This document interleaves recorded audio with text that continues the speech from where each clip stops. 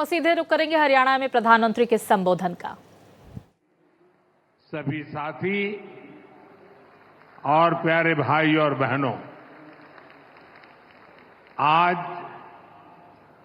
महिला सशक्तिकरण की दिशा में भारत एक और मजबूत कदम उठा रहा है। आज का दिन और भी वजहों से विशेष है। आज 9 तारीख है। शास्त्रों में 9 अंक को बहुत शुभ माना जाता है। 9 अंक 9 दुर्गा की 9 शक्तियों से जुड़ा है। हम सब साल में नवरात्र के 9 दिन शक्ति की उपासना करते हैं। आज का दिन भी नारी शक्ति की उपासना जैसा ही है। साथियों, आज 9 दिसंबर को ही संविधान सभा की पहली बैठक हुई थी। ऐसे समय में जब देश संविधान के 75 वर्ष का महोत्सव मना रहा है, 9 दिसंबर की ये तारीख हमें समानता की, विकास को सर्वस्पर्शी बनाने की प्रेरणा देती है। साथियों, विश्व को नीति और धर्म का ज्ञान देने वाली महान धरती पर आज के दिन आना और भी सुखद है। इस समय कुरुक्षेत्र में अंतर्राष्ट्रीय गीता जयंती महोत्सव भी चल रहा है। मैं गीता की इस धरती को प्रणाम करता हूं, नमन करता हूं। मैं पूरे हरियाणा को, यहां के देशभक्त लोगों को राम राम करता हूं। हरियाणा ने एक है तो सेफ है इस मंत्र को जिस तरह अपनाया, वो पूरे देश के लिए उदाहरण बना है। साथियों, हरियाणा से मेरा रिश्ता, मेरा लगाव किसी से छिपा नहीं है। आप सभी ने हम सभी को इतना आशीर्वाद दिया। लगातार तीसरी बार हरियाणा में भाजपा सरकार बनाई। इसके लिए मैं हरियाणा के हर परिवारजन का वंदन करता हूं। सैनी जी की नई सरकार को अभी कुछ हफ्ते ही हुए हैं वैसे तो, और उनकी प्रशंसा पूरे देश में हो रही है। सरकार बनने के तुरंत बाद जिस तरह यहां बिना खर्ची, बिना पर्ची के हजारों नौजवानों को पक्की नौकरियां मिली हैं, वो देश ने देखा है। अब यहां डबल इंजन की सरकार डबल रफ्तार से काम कर रही है।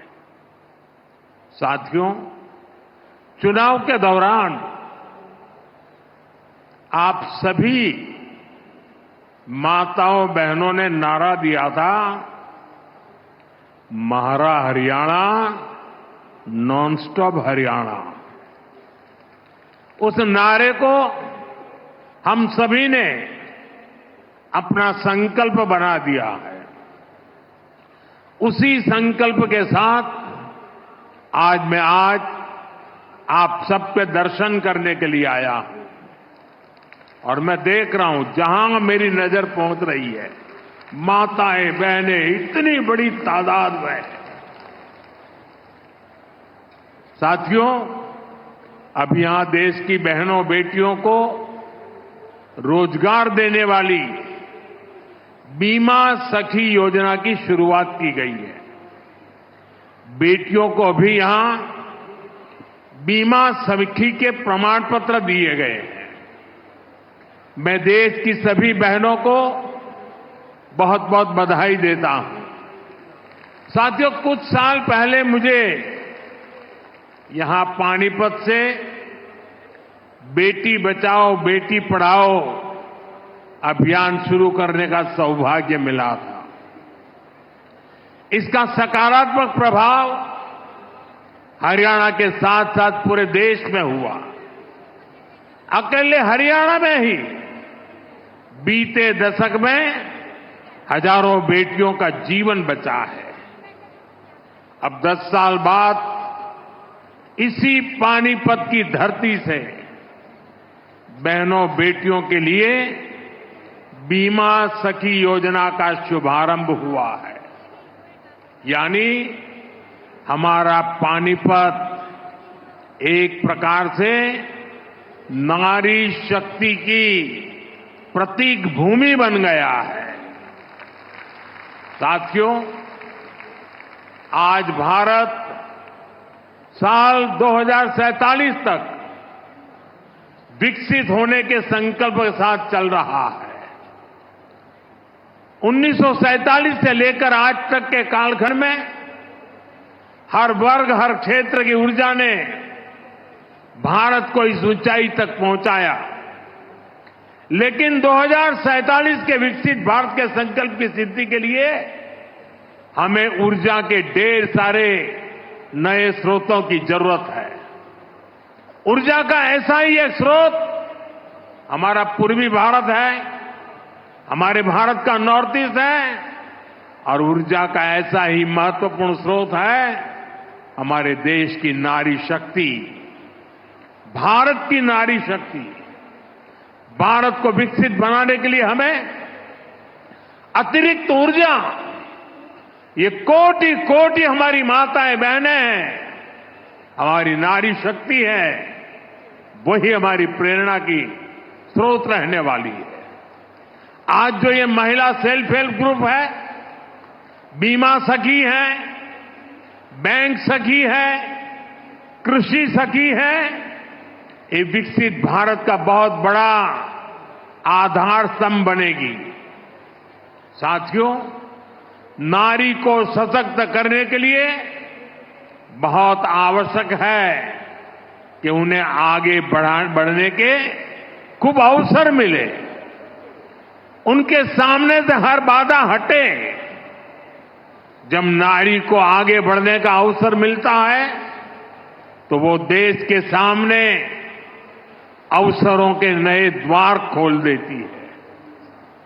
लंबे समय तक हमारे देश में ऐसे अनेक काम थे जो महिलाओं के लिए वर्जित थे। वहां महिलाएं काम कर ही नहीं सकती थी। भाजपा की हमारी सरकार ने बेटियों के सामने से हर बाधा को हटाने की ठानी। आज आप देखिए, सेना के अग्रिम मोर्चों में बेटियों की तैनाती हो रही है। हमारी बेटियां अब बड़ी संख्या में फाइटर पायलट बन रही है। आज पुलिस में भी बड़ी संख्या में बेटियों की भर्ती हो रही है। आज बड़ी बड़ी कंपनियों को और उसकी कमान हमारी बेटियां संभाल रही है। देश में किसानों के, पशुपालकों के 1200 ऐसे उत्पादक संघ या सहकारी समितियां हैं जिनका नेतृत्व महिलाएं कर रही है। खेल का मैदान हो या पढ़ाई का, बेटियां हर क्षेत्र में बहुत आगे चल रही है। गर्भवती महिलाओं की छुट्टी को बढ़ाकर 26 हफ्ते करने का भी लाभ लाखों बेटियों को मिला है। साथियों, कई बार जब हम किसी खिलाड़ी को मेडल पाकर गर्व से घूमते देखते हैं तो ये भूल जाते हैं कि उस मेडल को पाने के लिए उस खिलाड़ी ने, उस बेटी ने बरसों तक कितनी मेहनत की है।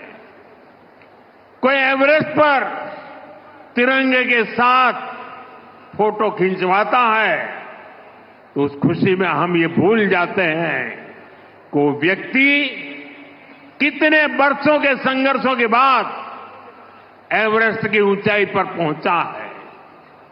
आज यहां जिस बीमा सखी कार्यक्रम की शुरुआत हो रही है उसकी नींव में भी बरसों की मेहनत है, बरसों की तपस्या है। आजादी के 60-65 सालों बाद भी अधिकतर महिलाओं के पास बैंक खाते नहीं थे, यानी पूरी बैंकिंग व्यवस्था से ही महिलाएं कटी हुई थी। इसलिए हमारी सरकार ने सबसे पहले माताओं बहनों के जनधन बैंक खाते खुलवाए और आज मुझे गर्व है कि जनधन योजना से 30 करोड़ से ज्यादा बहनों बेटियों के बैंक खाते खुले। क्या आपने कभी सोचा है अगर ये जनधन बैंक खाते ना होते तो क्या होता? जनधन बैंक खाते ना होते तो गैस सब्सिडी के पैसे सीधे आपके खाते में न आते, कोरोना के समय मिलने वाली मदद न मिली होती, किसान कल्याण निधि के पैसे महिलाओं के खाते में जमा न हो पाते, बेटियों को ज्यादा ब्याज देने वाली सुकन्या समृद्धि योजना का लाभ मिलना मुश्किल होता, अपना घर बनाने के लिए पैसे बेटियों के खाते में सीधे ट्रांसफर न होते, रेहड़ी पटरी लगाने वाली बहनों के लिए बैंक के दरवाजे बंद ही रहते और मुद्रा योजना से करोड़ों बहनों को बिना गारंटी का लोन भी मिलना मुश्किल होता। महिलाओं के पास अपने बैंक खाते थे, इसलिए वो मुद्रा लोन ले पाई, पहली बार अपने मन का काम शुरू कर पाई। साथियों, गांव-गांव में बैंकिंग सुविधाएं पहुंचाने में हमारी बहनों ने ही बड़ी भूमिका निभाई है। आप कल्पना कर सकते हैं जिनके बैंक खाते तक नहीं थे वो अब बैंक सखी के रूप में गांव के लोगों को बैंकों से जोड़ रही है। बैंक में कैसे बचत होती है, कैसे लोन मिलता है, ये सब कुछ लोगों को सिखा रही है हमारी माताएं बहनें। ऐसी लाखों बैंक सखियां आज गांव में सेवाएं दे रही है। साथियों, बैंक खाते की तरह ही कभी महिलाओं का बीमा भी नहीं होता था। आज लाखों बेटियां, उनको बीमा एजेंट, बीमा सखी बनाने का अभियान शुरू हो रहा है। यानी जिस सेवा का लाभ पाने से कभी वो वंचित रही, आज उसी सेवा से दूसरे लोगों को जोड़ने का जिम्मा उन्हें दिया जा रहा है। आज बीमा जैसे सेक्टर के विस्तार का नेतृत्व भी एक प्रकार से अब महिलाएं ही करेंगी। बीमा सखी योजना के तहत 2 लाख महिलाओं को रोजगार के अवसर देने का लक्ष्य है।